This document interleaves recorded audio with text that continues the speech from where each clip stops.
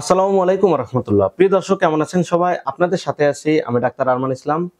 তো প্রিয় দর্শক, যারা আমার ভিডিও অনেক আগে থেকে দেখেন তো তারা তো জানেন যে সবসময় জনস্বাস্থ্য বিষয়ক ভিডিও কন্টেন্ট তৈরি করি। তো আজকে ভিডিওটিতে কথা বলবো হলো একজন পুরুষ কিভাবে বুঝবে যে তার সেক্স হরমোন টেস্টোস্টেরন লেভেল কমে গিয়েছে।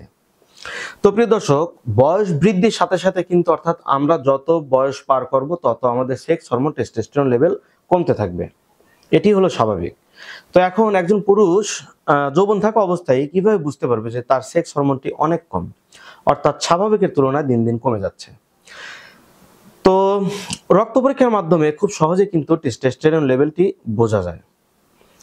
রক্ত পরীক্ষা ছাড়াও এমন কিছু শরীরের মধ্যে সিমটম দেখা দেয়, যে সিমটমগুলো আসলে মোটামুটি অনুমান করা যায় যে তার সেক্স হরমোন টেস্টোস্টেরন লেভেল কমে গিয়েছে।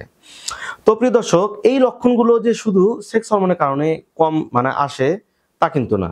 যে সিমটম বা লক্ষণের কথা বলবো, এই সিমটমসগুলো কিন্তু অন্যান্য কারণেও কিন্তু আসতে পারে।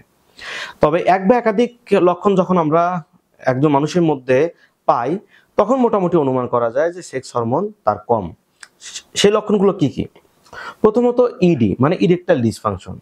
তো ওই পুরুষের উত্তেজনার সময় লিঙ্গ ঠিকমতো শক্ত হবে না। আরেকটা হলো প্রিম্যাচুর ইজাকুলেশন, তার দ্রুত বীর্যপাত দেখা দিবে। 3 নম্বর লক্ষণ হলো ওবেসিটি, তার অনেক ওজন বৃদ্ধি পাবে। সে খাদ্যাভ্যাস অনেকভাবে ট্রাই করবে যে খাদ্যাভ্যাসটা ঠিক রাখতে, তারপরে তার ওজন বাড়বে। 4 নম্বর লক্ষণ হলো ইনসোমনিয়া, অর্থাৎ তার নিদ্রাহীনতা দেখা দিবে।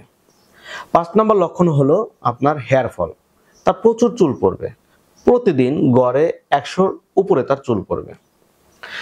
6 নম্বর লক্ষণ হলো হতাশা, তাকে হতাশা ঘিরে ফেলবে। 6 নম্বর লক্ষণ হলো অ্যাংজাইটি এবং ডিপ্রেশন, প্রত্যেকটা কাজে তার বিষণ্ণতা ভাব আসবে, কোনো কিছু তার ভালো লাগবে না। তো এই লক্ষণগুলো হলো টেস্টোস্টেরন লেভেল কমে গেলে আপনার শরীরে প্রকাশ পাবে।